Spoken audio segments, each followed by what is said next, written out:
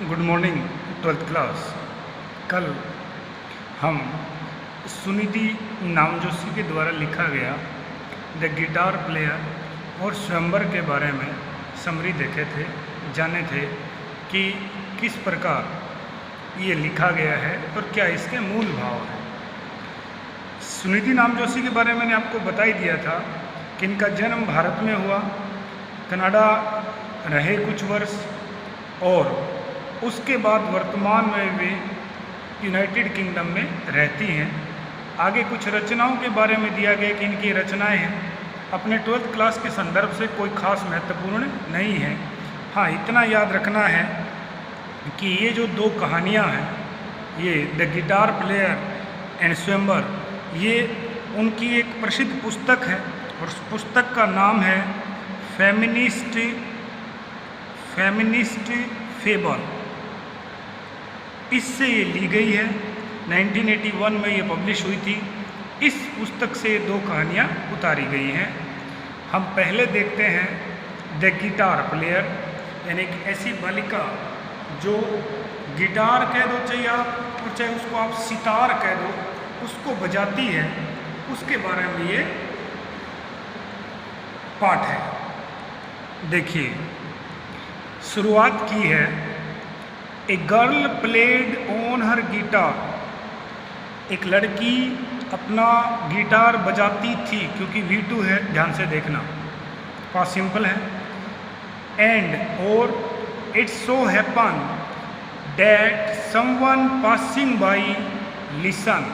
देखिए इसने क्या लिखा है, एंड इट सो हैपन, यानी कि ऐसा घटित हुआ, ऐसा हुआ, समवन कि कोई, पासिंग बाई का अर्थ होता है करीब से गुजरना, by listen and fail in love with her. ऐसा होता है कि कोई पासिंग बाई मतलब करीब से गुजरने वाला, आप राहगीर भी कह सकते हैं, तो उसके करीब से कोई गुजरता है, वो उसकी धुन को सुनता है और उस लड़की से प्रेम करने लगता है, यानी fall in love with her.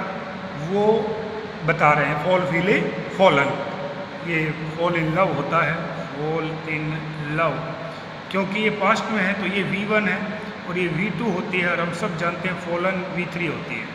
ठीक है जी। अब वो लड़की पूछती है, द गर्ल इंक्वायर, लड़की पूछती है, क्या पूछती है,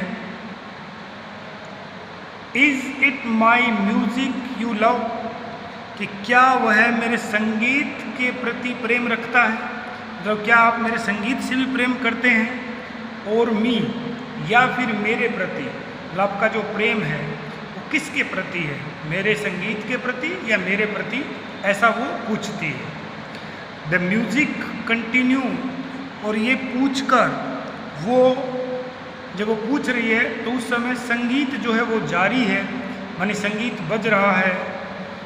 water from A fountain rose into the air and fail away. क्या कह रहा है, देखिए, वाटर पानी, फ्रॉम ए फाउंटेन, फाउंटेन का अर्थ होता है झरना। क्या कह रहा है कि एक झरने से, या फव्वारा भी कह सकते हैं, फाउंटेन को फव्वारा भी कहते हैं, झरना, उसमें से पानी रोज उठता है, इनटू द एयर यानी ऊपर हवा की तरफ, एंड फेल अवे, और फिर गिर जाता है, यानी शांत हो जाता है। यानी आप यूँ समझें कि जो फव्वारा होता है अपना, उसमें से पानी ऊपर की तरफ उठता है और फिर गिर कर क्या हो जाता है, शांत हो जाता है। यानी ये जो संगीत, ये जो धुन है वो इस प्रकार की है, मानो एक तरीके से कोई उत्तेजना ऊपर की तरफ गई हो और फिर शांत हो गई हो। The listener thought hard, listener यानी संगीत सुनने वाला, जो उस लड़की से प्रेम कर बैठा, जब लड़की ने उससे प्रश्न किया कि क्या तुम मुझसे प्रेम करते हो या फिर मेरे संगीत से, तो उसका उत्तर देने के लिए वो व्यक्ति, थॉट हार्ड का अर्थ होता है बहुत गहराई से सोचता है, बहुत चिंतन मनन करता है, एंड फाइनली सेड, और आखिरकार वो कहता है, क्या कहता है, देखिए, आई डोंट नो, कि मैं नहीं जानता, what is the right answer, सही उत्तर क्या है, शांट टेल यू। देखिए, जैसे ध्यान से देखना आप। जैसे डू नोट की शॉर्ट फॉर्म होती है डोंट, डिड नोट की शॉर्ट फॉर्म होती है डिडंट, वैसे ही सेल नोट की शॉर्ट फॉर्म होती है शान। वो कह रहा है कि शांट टेल यू, उस लड़की से पूछ रहा है कि मैं नहीं जानता सही उत्तर क्या है, और तभी वो लड़की जवाब देती है द गर्ल रिप्लाइड, लड़की जो है वो प्रत्युत्तर देती है।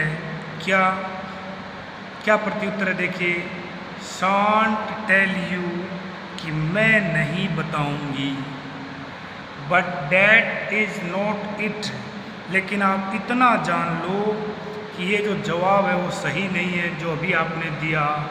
And she went on playing, और वो अपने संगीत को यानी गिटार को बजाना जारी रखती है। दोबारा बता रहा हूँ, ध्यान से देखना।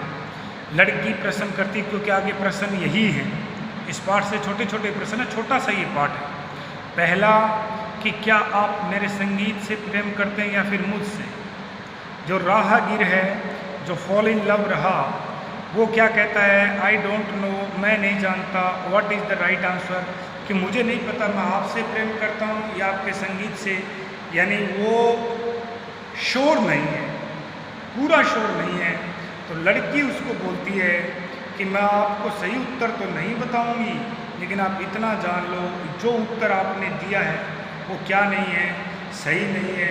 और इसके साथ ही लड़की जो है अपना गिटार बजाना शुरू कर देती है। सून, जल्द ही, अनदर, एक और, पासर बाई, राहगीर, यानी उस लड़की के बगल से गुजरने वाला व्यक्ति, आप ये कह सकते हैं कि जल्द ही एक और व्यक्ति जो है वो क्या करता है देखिए, हैपन टू सी हर, वो भी हैपन टू सी का अर्थ है संयोग से देख लेना, संयोग से देखना, वो भी संयोग से उस लड़की को देखता है। And also fail in love, और वो भी उस लड़की से प्रेम करने लगता है। यानी उसका जो संगीत है काफ़ी मधुर है, आप कह सकते हैं उसका जो संगीत है वो क्या है, सूदिंग है, आप ये कह सकते हैं। सूदिंग का अर्थ होता है अत्यधिक कोमलता जिसने ले रखी हो, सूदिंग। ठीक है जी, आगे देखिए। अब द गर्ल इंक्वायर, लड़की फिर जांच पड़ताल करती है, is it me you love, क्या आप मुझसे प्रेम करते हैं, और माई गिटार, या फिर मेरे गिटार से प्रेम करते हैं। इस बार प्रश्न बदला, पिछली बार प्रश्न था क्या आप मुझसे प्रेम करते हैं या मेरे संगीत से। वो जवाब नहीं दे पाया। लड़की ने कहा कि आपका उत्तर गलत है, सही मैं आपको बताऊंगी। दूसरा व्यक्ति जो उस लड़की से प्रेम कर बैठता है, अब उसको बोल रही है कि क्या तुम मुझसे प्रेम करते हो या फिर मेरे गिटार से प्रेम करते हो। अब देखो, the second passer by stared at the guitar, दूसरा राहगीर, पासर बाई यानी राहगीर, मैं लिख रहा हूँ यहाँ राहगीर, और जो दूसरा राहगीर है वो क्या कर देता है, शुरू कर देता है stared at the guitar. Stare एकटक देखना, वैसे स्टेयर को घूरना भी कहते हैं, लेकिन ये वो बात नहीं है घूरने वाली, ईर्ष्या के संदर्भ में रहता है वो घूरना। ये है एकटक देखना, गिटार को एकटक देखता है। स्माइल्ड एट द गर्ल, और लड़की की तरफ मुस्कुराया यानी मुस्कुराता है। And at last ventured to say, और आखिर का वो जो दूसरा राहगीर है वो वेंचर्ड रहता है। वेंचर्ड का अर्थ देखना, ध्यान रखना, इसका सिनोनिम्स भी पूछा गया था एक बार। इसका अर्थ होता है जी डेयर। क्या होता है जी, डेयर, यानी साहस जुटाना। और आखिरकार वो साहस जुटाते हुए बोलता है वेल आई डोंट नो, खैर मुझे नहीं पता, it is a beautiful instrument, कि हाँ ये एक सुंदर इंस्ट्रूमेंट तो ज़रूर है। यानी वो कह रहा है कि हाँ मुझे इतना तो नहीं पता कि मैं आपसे प्रेम करता हूँ या गिटार से प्रेम करता हूँ, हाँ, लेकिन ये बात सही है कि इंस्ट्रूमेंट जो है वो सुंदर है। What is the right answer? फिर वो पूछ भी लेता है कि सही उत्तर क्या है, क्या मैंने सही उत्तर दिया, वैसा पूछता है। बट लेकिन शी जस्ट सेड, वो केवल इतना बोलती है, डैट वॉज नॉट इट, कि आपका उत्तर सही नहीं था, एंड वेंट ऑन प्लेइंग, और अपने गिटार को बजाना जारी रखती है। आप यूँ समझ सकते हैं कि जैसा मैंने समरी में बताया गया था, ये बालिका, ये जो लड़की है वो ये चाहती है कि यदि कोई उससे प्रेम करता है, प्रेम भाव दिखाता है, तो केवल उसका जो आउटलुक है, आउटलुक यानी उसका फिजिक, शारीरिक बनावट, सुंदरता, नैन नक्श, उनसे प्रेम ना करे, बल्कि उसके जो गुण हैं, गुण यानी उसके कौशल, और कौशल का अभिप्राय है, इस लड़की में कौशल है गिटार, कि वो गिटार बहुत अच्छा बजाती है। तो वो सामने वाले से यही प्रश्न करती है कि क्या मुझसे या मेरे संगीत से प्रेम करते हैं। दूसरे राहगीर से प्रश्न करती है कि क्या आप मुझसे या मेरे गिटार से प्रेम करते हैं। राहगीर उत्तर देता है कि गिटार तो अच्छा है, सुंदर है, लेकिन मुझे पता नहीं कि मैं किससे प्रेम करता हूँ। ठीक है जी। उसके बाद the two passer by were greatly perplexed, वो दोनों ही राहगीर जो फॉल इन लव रहे, वो क्या हो जाते हैं, वर ग्रेटली, अत्यधिक परप्लेक्स्ड हो जाते हैं, यानी बहुत ज़्यादा परेशान हो जाते हैं, घबरा जाते हैं, हैरान रह जाते हैं, दुविधा में है वो कि आखिरकार उत्तर क्या सही उत्तर है।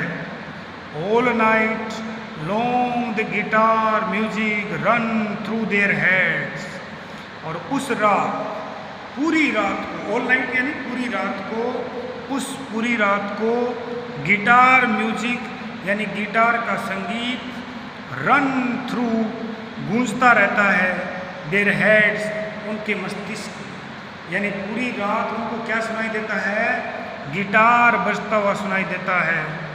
And when they return the next day, और अगले दिन जब वो दोबारा लड़की के पास आते हैं, मतलब वो दोनों राहगीर एक एक करके उनसे वो प्रश्न पूछती है, दोनों अपना उत्तर दे देते हैं, लड़की दोनों के ही उत्तर को गलत ठहरा देती है, दोनों के उत्तर को गलत ठहरा देती है।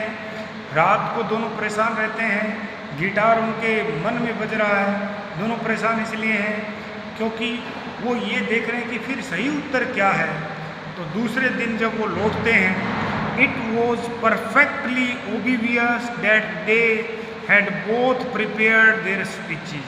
देखिए, परफेक्टली सही रूप से, ओबिवियस का अर्थ स्पष्ट, दे का अर्थ वे दोनों, हैड प्रिपेयर्ड तैयार करके आए थे, देयर स्पीचेस का अर्थ अपनी बातें, यानी दूसरे दिन जब वो वापस आए तो यह पूर्ण रूप से स्पष्ट था, परफेक्टली पूर्ण रूप से, ओबिवियस का अर्थ स्पष्ट था, डेट की, दे यानी वे दोनों, had both prepared their speeches, कि दोनों ने ही अपनी बात कहने को पहले ही तैयार कर लिया था। स्पीच का अर्थ होता है अपनी बात, वैसे स्पीच का साधारण अर्थ होता है भाषण, लेकिन ये तो आप जानते हैं कि एक बिलव्ड, एक प्रेमी अपनी प्रेमिका से भाषण करने वाला तो है नहीं, तो वो जो अपना उत्तर है वो पहले ही मन में बैठा के लेके आए हैं कि ये उत्तर यदि हमारा गलत हुआ तो आज हम ये उत्तर देंगे। तो उत्तर क्या रहता है, द फर्स्ट डिक्लेयर, जो पहला राहगीर है वो घोषणा करता है, डिक्लेयर करता है घोषणा करना, क्या घोषणा करता है, आई वुड लव यू, वो कहता है कि मैं आपसे प्रेम करूँगा, वो कहता है कि मैं आपसे प्रेम करूँगा, even if you could not play A note of music. इतना ध्यान रखना, म्यूजिक का अर्थ होता है संगीत और नोट का अर्थ होता है जी स्वर। संगीत में स्वर होते हैं बहुत। वो कह रहा है कि यदि, इवन इफ का अर्थ है भले ही आपको संगीत का कै ख ग घड़ भी ना पता हो, यानी संगीत में जो स्वर होते हैं सारे गामा पा कुछ ऐसे बोलते हैं, वो कुछ ना पता हो आपको, मैं फिर भी आपसे प्रेम करूँगा, ये पहले ने कहा। ठीक है जी। The second swore, swear, swore, sworn, कसम लेना, शपथ लेना। और दूसरा ये शपथ लेता है, क्या लेता है? That I would love you, मैं आपसे प्रेम करूँगा, इवन इफ भले ही you didn't own a guitar, क्योंकि दूसरे से प्रश्न यही पूछा था कि क्या आप मुझसे प्रेम करते हैं गिटार से, तो दूसरा कहता है कि मैं आपसे प्रेम करूँगा भले ही तुम्हारे पास स्वयं का गिटार हो चाहे ना हो। मतलब बात सही है, सीधी सी है, भले आप गिटार बजाओ ना बजाओ, मैं आपसे प्रेम करूँगा। ठीक है जी। द गर्ल रिप्लाइड, लड़की प्रत्युत्तर देती है। क्या प्रत्युत्तर देती है? यू डोंट अंडरस्टैंड, वो कहती है कि तुम मेरी बात को नहीं समझे, मुझे नहीं समझे। I am a musician. देखिए, म्यूजिशियन का अर्थ होता है संगीतज्ञ। क्या होता है जी? संगीतज्ञ, जो संगीत बजाता है। वो कहती है कि मैं एक संगीतज्ञ हूँ। Which me do you love if you don't care about my music at all. वो ये कहती है कि मैं एक संगीतज्ञ हूँ, और बोल रही है विच मी डू यू लव, कि आप कौन से मुझको, यानी मतलब किस रूप में मुझसे प्रेम करते हो। वो कहती है कि यदि आप मेरे संगीत को बिल्कुल महत्व नहीं देते तो फिर आप मुझे प्रेम कैसे करोगे। विच मी डू यू लव का अर्थ होता है कि आप मुझे प्रेम कैसे कर सकते हो। नहीं कर सकते आप। क्यों नहीं कर सकते? मैं एक संगीतज्ञ हूँ और आपको मेरे संगीत की परवाह नहीं, इसका मतलब आप मुझे किस प्रकार प्रेम कर सकते हैं? आप मुझे प्रेम नहीं कर सकते। ओ दे सेड, और फिर उन्होंने कहा, अरे did we give you the wrong answer, क्या हमने तुमको गलत जवाब दे दिया। द गर्ल रिप्लाइड, लड़की प्रत्युत्तर देती है, यस, जी हाँ, आपका उत्तर गलत था। फिर दोनों एक साथ पूछते हैं, well what is the right answer, तो फिर ये भी बता दो लगे हाथ कि सही उत्तर क्या है। अब वो लड़की सही उत्तर देती है, और यही आगे एक बड़ा प्रश्न बनेगा, वो प्रश्न हमें आना चाहिए। देखिए प्रश्न क्या है, उत्तर क्या है। यू मस्ट लव मी, वो लड़की कहती है आपको मुझसे प्रेम करना चाहिए। ऑल टुगेदर का अर्थ होता है जी पूर्ण रूप से आपको मुझसे प्रेम करना चाहिए। जस्ट एज आई एम, जैसी मैं हूँ। ऑल माई गिफ्ट्स, जितने भी मेरे उपहार हैं। उपहार यहाँ देखना, इस गिफ्ट्स का अर्थ है जी प्रतिभा। क्या जी? प्रतिभा, कि मेरे जितनी भी प्रतिभाएं हैं। ऑल माई पोजेशंस, और मेरी सभी वस्तुएं, माने जितनी भी चीज़ें मेरे पास हैं उन सब के साथ, प्रतिभाओं के साथ। एवरीथिंग, सब कुछ। आई हैव बीन, वो कह रही है कि सब कुछ जो मेरे पास है। And ever shall be from now on, और अब से आगे भी मेरे साथ रहेगी या रहेगा। रहेगी यानी प्रतिभा, रहेगा यानी वस्तु सामान, कि जो भी मेरे पास है और वो आगे भी रहेगा जैसी मैं हूँ। उस पूर्ण रूप से आपको मुझे प्रेम करना चाहिए। आप केवल मेरी सुंदरता से, जो बाहरी है, जो अस्थाई है, आप केवल उससे प्रेम करते हैं, ये बात गलत है। That is impossible, they cried out together, और दोनों एक साथ चीख पड़े, लेकिन यह तो असंभव है।